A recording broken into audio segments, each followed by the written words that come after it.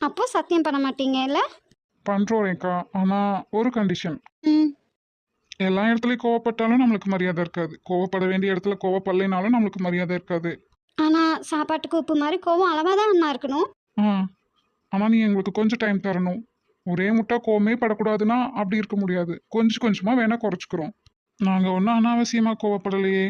கோவத்தை யார் தூண்டி விடுறாங்க? அதுக்கு காரணம் யாரு? இவங்க 2 பேரும் தானே. இவங்க 2 பேரும் திருந்தி ஒழுங்காயிட்டாங்கன்னா நான் அப்புறம் கோவப்பட மாட்டேன். சரியா?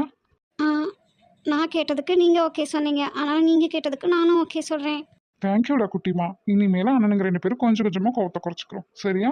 ம். சரி, இப்போ நாங்க கிளம்புறோம். சரி அண்ணா, ஆல் தி பெஸ்ட்.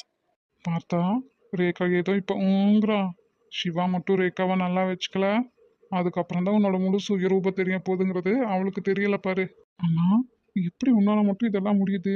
என்னை பத்தி அக்கு வேற ஆணி வேற அப்படி தெரிஞ்சு வச்சிருக்க.